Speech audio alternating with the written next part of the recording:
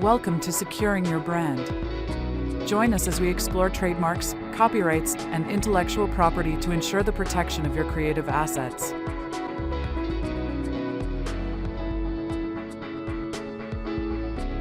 Hello and welcome to Securing Your Brand with SecureMark Legal. Janet Badalow with Edison Business Advisors is a licensed Florida business intermediary who helps buyers and sellers in sales of businesses. She has 25 years combined experience in accounting, finance, and local government. Janet earned an MBA in finance with a minor in estate and gift taxation from Wayne State University, as well as a BSBA in accounting at Lawrence Technological University. Janet considers everyone that she works with to be of equal importance, and she enjoys helping others to achieve their goals and will use every available resource to make that a reality. Quite a bio. Janet, welcome. Thank you so much. It sounds so much better coming from you. I've got that hosty voice. Right. Then it is so great to have you with us today. We're really excited to pick your brain, learn more about what it is to be a business intermediary and how we can buy and sell businesses and what exactly is that all about. So let's dive right into it. Thanks so much for having me today. I really appreciate it. Buying or selling a business is a huge event in anyone's life. But I think it's more for the seller. That's somebody that's probably worked 20 to 30 years. That has been their life. They know nothing else. And now they've decided to, for whatever reason, move on. And the transfer of that sort of baby that they've cultivated all those years can be an emotional time. But also there's a lot of mechanics that go into it. How do I know if my business has been sellable? Maybe I'm a newer entrepreneur. I've been in business about 5 years. How do I know if I can sell my business? Well, that's a great question. You definitely can sell your business, but it has to have certain aspects. So basically, all of the assets and the goodwill of your business has to be easily transferable to somebody else because they want to make the same sort of money that you're making and they want to be able to grow the business. They need those building blocks in which to do so. What is kind of the minimum length of business that you like to look at or go back and look through for the financials and things for a business? Well, 3 years really is the minimum because persons like myself that are providing a valuation of your business, or what we technically call a broker's price opinion, we like to look at 3 years financials. And that does include tax returns. It can't just be profit and loss statements. Now, also, if your business is being bought by someone that uses some sort of lending like SBA, the SBA definitely wants to see 3 years of financials. So, Janet, what is included in the sale of a business? Can you talk a little bit about the different aspects of the business that you're looking at when we say we're selling the business? Sure. Well, basically, it's everything that it takes for your business to run. But more specifically, it's about assets.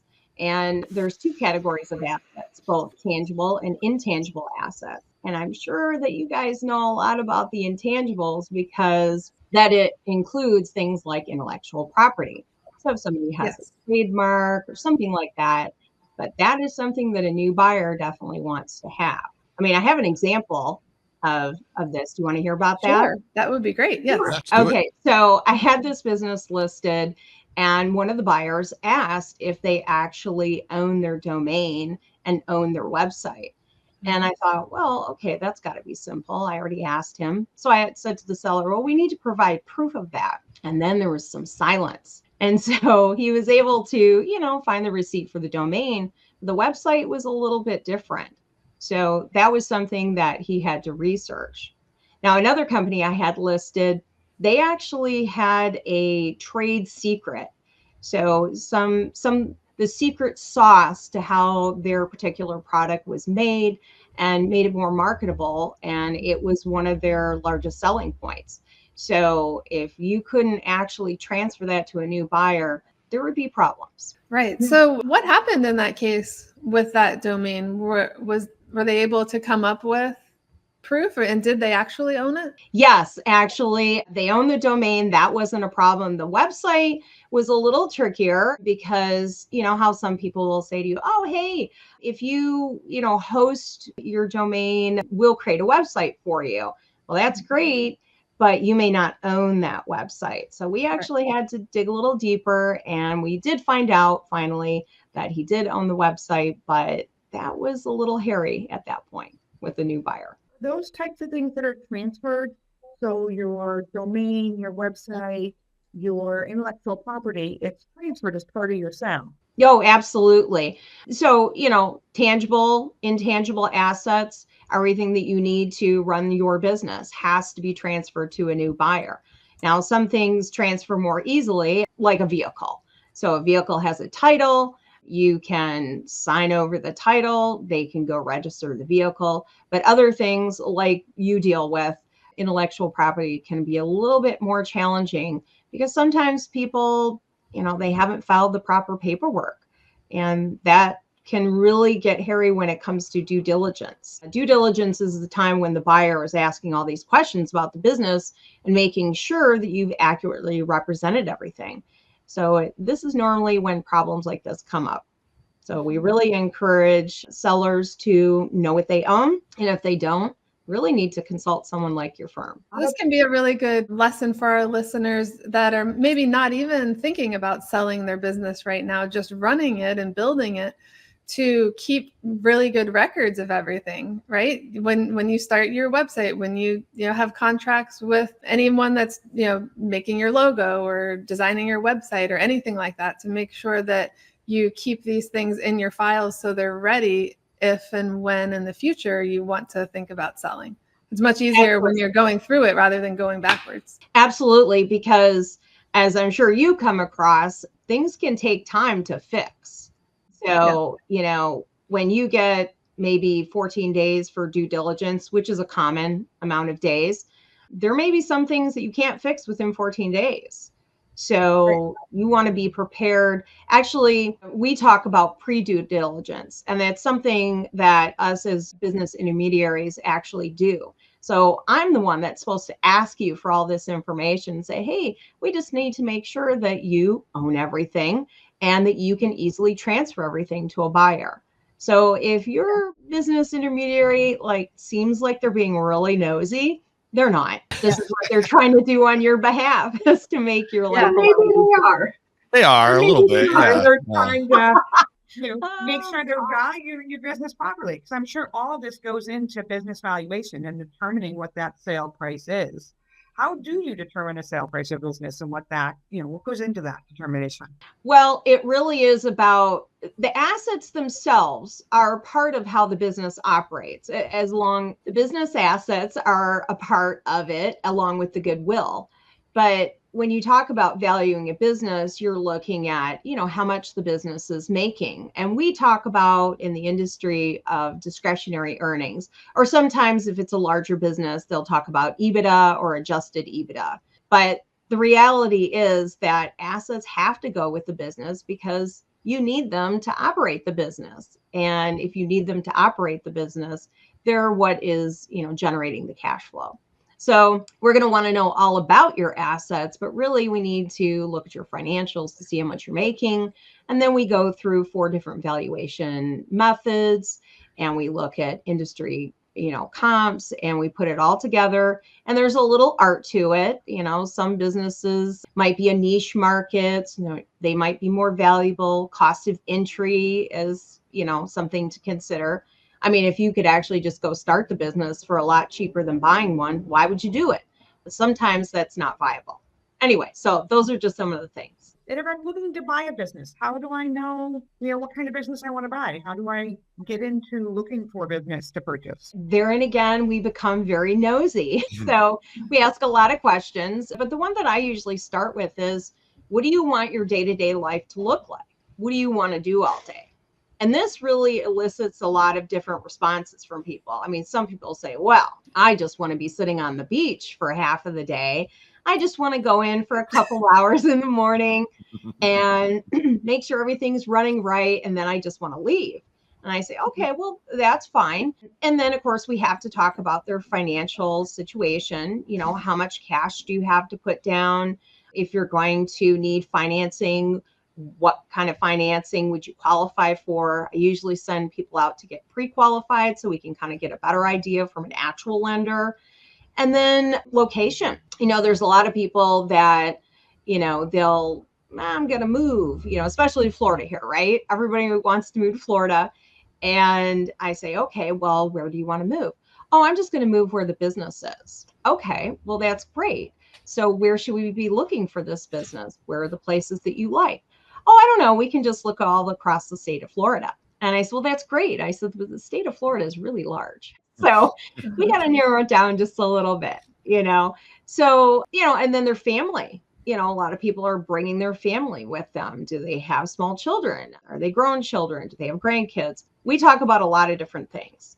And then at that point, we start looking. And what I usually do is a first flush. I say, okay, this is going to be a broad search. You need to read everything that I've sent you.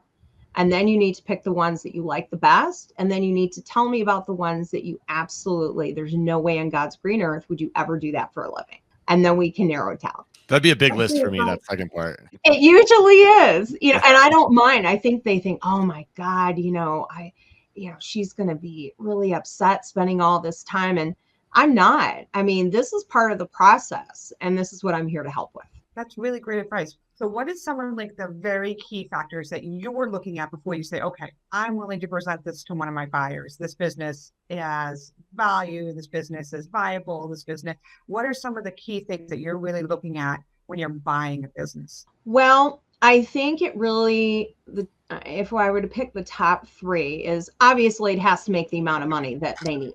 You know, if somebody tells me that they need to make $250,000 in discretionary earnings or more, I'm definitely not going to look for the business that makes 70.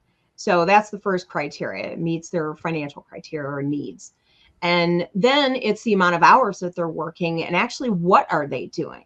Because some businesses, you know, you may, well, let's say you buy a cabinet shop, right? Well, do you know how to install cabinets? Do you know how to measure for cabinets? Well, then we've got to ask, do we have employees that know how to do this? How long could it take me to learn this new business? Because you got to remember the transition with the seller, they're not there to teach you how to do the business, like do whatever the service is. They're there to teach you how to run the business, how they run the business, because that's the expectation. If you run the business as a buyer, like the seller did, then the expectation is that you're going to make the same amount of money as they did. And yeah, absolutely. But seems simple, but sometimes not. Yeah. For the record, cabinet installation would be on that no list. Unless you had a whole team of employees, right? Yeah. You know, and that's actually, you know, that goes back to something else that you had asked about valuing a business, or, you know, everybody talks about multipliers, and that is something, you know, multipliers are a thing. But the general rule is, so if you're just buying a one-man show, i.e. you're buying a job, you know, that might be in the 1 times multiplier. Well, in the 2 times multiplier arena, you're going to at least expect that, okay, the owner is working full-time in the business and they might have some other employees that help them. That's great. So then the 3, and of course above, because multipliers do go up to, I've seen some as much as 16. But at least in the 3 range for the middle market businesses, Main Street, you would expect to have the owner still doing some work in the business, but there's significant employees and there's starting to be a level of management at that point. And that's really something to think about. When you want to be a semi-absentee, I want to be on the beach half the day, or I want to, you know, travel a lot, you are going to end up paying more for a business that has employees that can actually run the business in your absence. And that's a value to you. And that makes a business like that more valuable. Yeah. And you want to make sure these are employees that are likely to stay as well. That's actually kind of a sticking point, especially if you've got, you know, key employees, right? So during the due diligence time, a lot of buyers will ask the seller, hey, you know, can we have a conversation with your key employees? Because a lot of times they'll want to offer them a contract, you know, a limited contract, maybe a year, or they'll put in some sort of incentive. Hey, if you stay with us at least for 6 months, we're going to give you this sort of bonus. But they really want to kind of solidify the key employees. Now, we always tell buyers, though, there is absolutely no guarantee unless you actually sign a contract with them that they are going to stay with you, because they don't have to. Right. Right. Right. Yeah. That's very interesting. That's a great thing to keep in mind. I'm Yeah. curious, Janet, you mentioned earlier about like some people, these people that are selling their businesses, sometimes they've owned them for 20 years, 25 years. It's kind of their baby. Is it hard to balance sometimes that emotional aspect of selling a business along with like the realistic, the assets, the things they need to make it happen? Yes, that is actually one of the most difficult hurdles to overcome for a Yeah. seller. Because think about it this way. You have put your blood, sweat, and tears into this business. And mostly, if you've been in it that long, you probably love the industry that you're in too, and you Yeah. love what you do. So we actually ask sellers, what are you going to do after? Because now we have to shift their thinking into, okay, well, I've done this, but now I'm going to go do this or a multitude of things. And we don't want them just to tell us, well, I'm going to travel, and go on vacation and hang out. It's something more tangible. Like, well, I've had this hobby for a while and now I want to do it on a more regular basis because that's something that'll keep them engaged for a long time. A vacation could just be 2 weeks, right? And we don't want them 2 weeks later being what we call failed retirees. So Failed retirees. That's failed awesome. retirees. Yes, there's a lot of them. I have friends that have worked for certain companies for a long time. 41 years, one of them is a failed retiree after a year because he didn't have a real plan. So that's something that we ask sellers.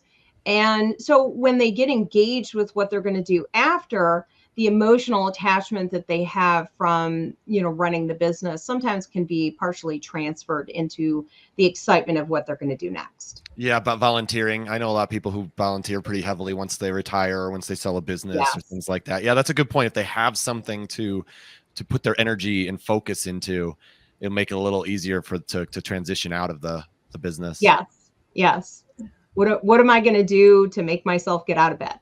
Yeah. Failed retiree. That's really funny. I've been a failed dog foster dad, but I've never been a foster failure. Never been a failed retiree. Well, maybe we'll all be failed retirees one day. Maybe.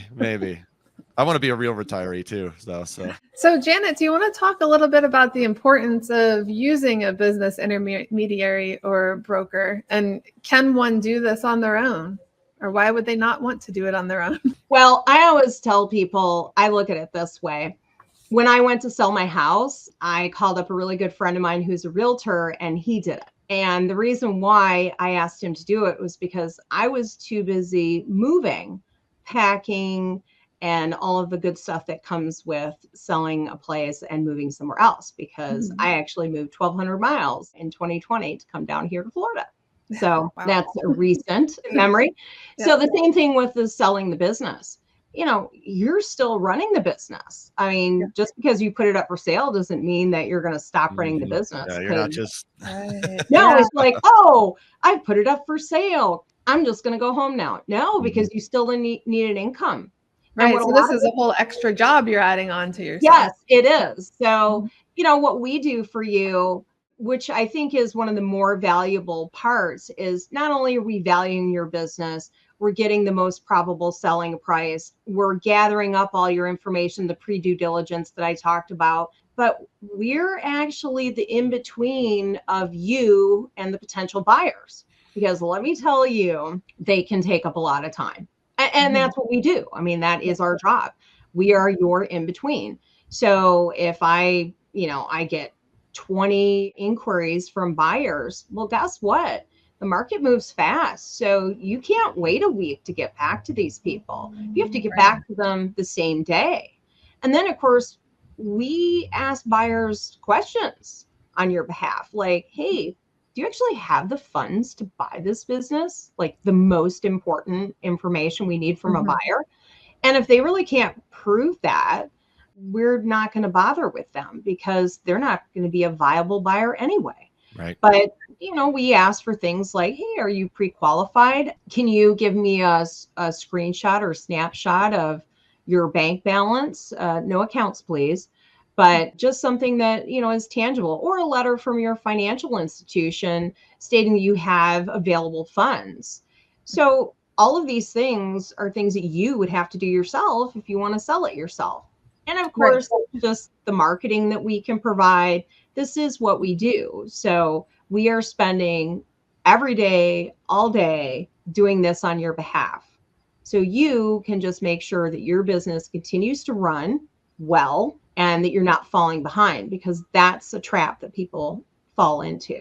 If they try to do it themselves, they spend more time trying to sell it than actually working in their business, and their business can start to decline.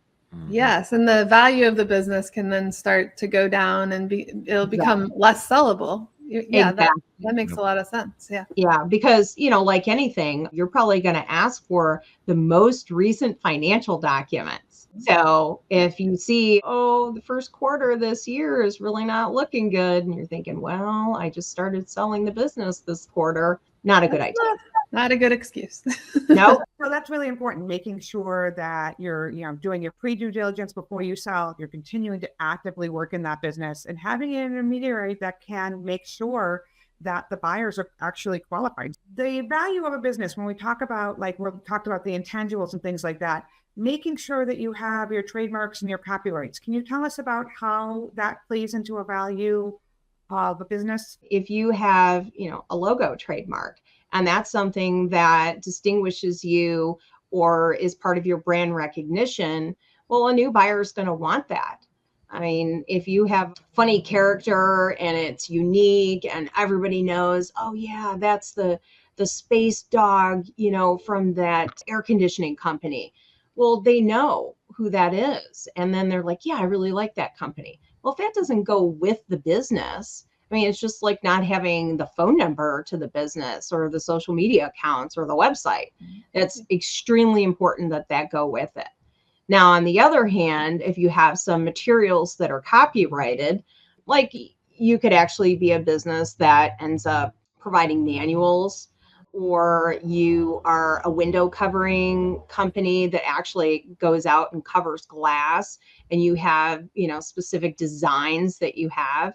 Well, if a new buyer doesn't get that, why would they want to buy your business? That's part of the value. Janet, how do we get in touch with you? We want to make sure our listeners know how to get in touch with you so they can ask you questions. And obviously, it's going to be included in our social media when we post this, and it's going to be included on our write-up for these podcasts. But how do our clients get in touch with you? Well, it's really simple because I answer my own phone, or you can text me. It's 239-677-8428. Or you can reach me by email. It's janet@edisonba.com. So it's Edison Business Advisors, but just the BA. And, I really think that our website, I work with a great team. My broker actually just gave a talk on pre-due diligence at our most recent Business Brokers of Florida conference. So you can go to, our edisonba.com for more information on that too.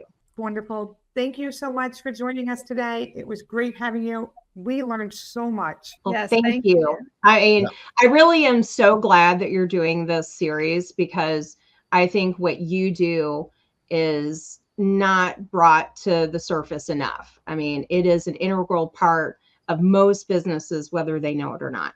So I really think that this is valuable information. I'm looking forward to sharing with others in my business community. Thank you. Excellent. Thank you, Janet. Thank you all for joining us for Securing Your Brand with Secure Mark Legal. Janet Badalow with Edison Business Advisors. Thanks so much for being here, everybody. Remember to like and subscribe and stay up on all things Secure Mark Legal. Thanks for being here. And Janet, thanks again for joining us. Oh, thanks so much. Thanks for watching. Be sure to hit that like and subscribe button and leave us a review in the comments.